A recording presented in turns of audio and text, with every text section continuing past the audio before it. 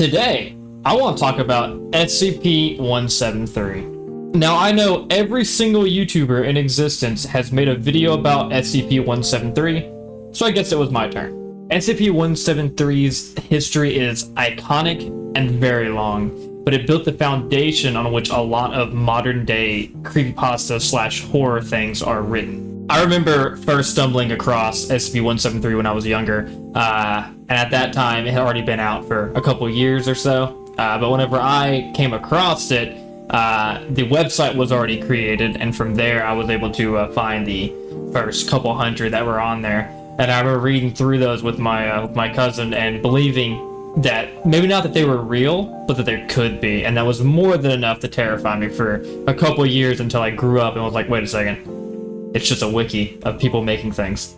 But regardless, I thought I would take a stab at making something slightly informative about something that I'm interested in. So let's start at the beginning. This all started with a man named Wesley Williams, or Moto42. He made his original SCP-173 draft on a paranormal forum on 4chan, where it was met with a lot of praise, but there was also a good amount of negativity, as he had wrote it very late and tired and had some grammar mistakes, basic early internet stuff. Now, this original post was made on June 22nd of 2007, where it was shortly deleted thereafter. We know now the date and the exact post because it was archived, and we found that later. Wesley originally intended to make one a week, but then he lost internet for a week and a half and lost interest in the project. He then did rediscover the website and post on it, claiming ownership of SCP-173 about a year or so after it had been deleted. But let's take some time to go over what the SCP Foundation is, what they do, what anomalies are, etc. The SCP Foundation is a form of shadow government or shadow organization, kind of operating behind the scenes of the world, not exactly things that most people would know about. For example, if you do find out about them, you're not supposed to. They have amnestics that they can administer to make you forget that they even existed. The Foundation is across universes and is a very large organization, which also it changes according to what lore you're looking at, as there are multiple canons that they have been creating over the last couple of years that can go from the SCP Foundation being a omnipotent, gigantic shadow conglomerate down to being a broke bunch of college kids. The Foundation exists to maintain and research and discover these anomalies, to create technology from, to just protect the universe from, etc. SCP-173 is now one of thousands of anomalous objects and entities held within the SCP facilities. SCPs are objects, entities, places, etc. that are anomalous in some nature. They could be deadly, just strange, and does not follow what you would normally expect in reality. These anomalies are then found by SCP personnel, where they are contained. If they cannot be contained, they are protected as in a location that can't be moved, or if needed, they will exterminate them if possible. If the anomaly can be contained, it'll be moved to a location owned by the SCP Foundation, where they will build some form of a containment chamber to house that entity within. And in most cases, these facilities are being constantly upgraded and revamped, as interactions with these SCPs might not always end up the way they think they will. There are three classifications of SCPs: Safe, Euclid, and Keter. Now, these classifications don't necessarily correlate to the dangerousness of these SCPs. It's a metric to determine how easy they are to contain. So just because something is safe doesn't mean it can't kill you. It just means very easy to contain, and they're having no issues containing it whatsoever. Euclid would be something that can be contained, but has to be kept under certain conditions to keep it contained. And if those fail-safes aren't met, then it will escape. And Keter means that it is actively, extremely difficult to contain. Now, there are other classifications for like world-ending threats, things of that nature, but I'm not going to go into those in this video, but I might in the future. Now, SCP-173 is considered Euclid for reasons that we'll get into soon. So what is SCP-173? SCP-173 is a concrete and rebar statue. It also has a reddish-brown fluid leaking out of it. As long as SCP-173 is being observed, it will not move in any way. It is completely frozen where it is. But as soon as it is unobserved, either by camera or by human eyesight, it will move, and it moves extremely fast. Once it begins moving, it'll seek out the closest human and snap their neck or strangle them. Because of that, 3 personnel must be present anytime that SCP-173 is being either experimented on or worked with in any way. That way they can alternate who blinks, so it can never move because it will constantly be observed. And that reddish brown substance I mentioned is feces and blood. They're not sure where it comes from, it just produces and slowly fills up the cage that he's in.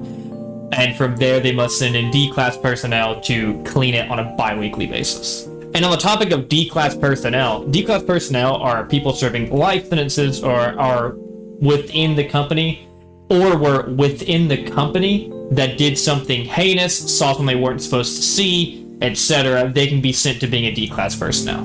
A D-Class personnel is basically a prisoner/slave. They are the people who are sent in to do the dirty work, to test with these SCPs, to be fed to these SCPs, any kind of experimentation that would result in possible harm or death. D-Class personnel sent in as cannon fodder. Now, we've talked about SCP-173, the concept. Let's get into some of the controversy/interesting things around SCP-173. Now, since its release, SCP-173 has been in all forms of media, from video games to short films to movies, all of it. It's been around. But one of the first pieces of media that wasn't the wiki that it was in was SCP Containment Breach, which was released on April 15th of 2012. It was one of 5 or 6 SCPs that were in that game when it first came out. But it was the center stage, if you will. It was the marketing, the one that was actually the threat that you would really have to worry about on release. Now, since then the game has grown and there's tens and tens of different SCPs in that one. There are also other games that he has been in, as well as just SCPs in general.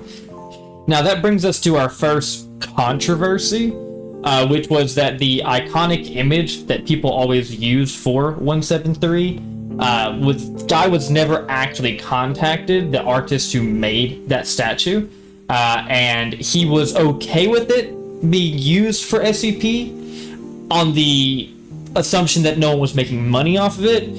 And then people started making video games about it, and since they were starting to sell those video games and make profit from them, the artist didn't really want them using the iconic SCP-173, so that was actually removed from the wiki, and is not used in most of the new games. Now, my understanding of that situation was it wasn't necessarily about the money, them making money off of it. I think the point that bothered him the most was that it was no longer, when people saw that photo, was, hey, this is the photo/sculpture that I made. It was just 173 at that point, which took away from his art. Another controversy that SCP itself went through, the concept of SCPs, was there was a Russian named Andrei Duskin, and he filed a trademark for the SCP Foundation name and logo within Russia. The problem with all of this being that SCP in America was created under the Creative Commons license, which means that they own it but don't own it. It's meant to be reused. Anyone can take it. Anyone can do what they want to with it. It's a way of keeping things moving. But what he did was he actually licensed it, which made it impossible to actually sell or do anything related to SCP in Russia without infringing on his copyright.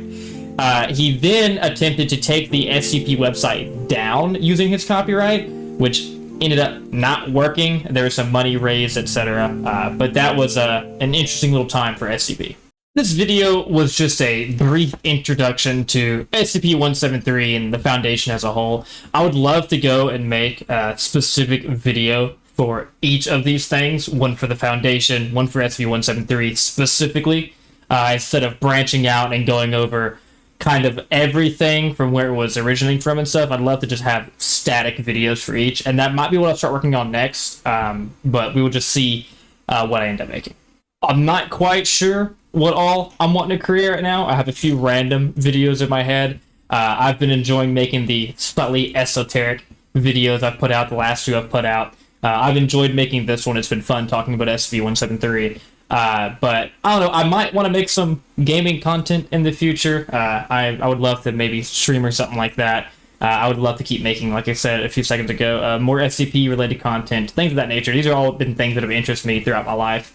And we will see which ones end up making it actually onto YouTube. But I've been enjoying everything I've done so far. I guess that just leaves two things to say, which is if you have anything you want me to talk about or any ideas for videos, love to hear them. And secondly, thank you so much for watching.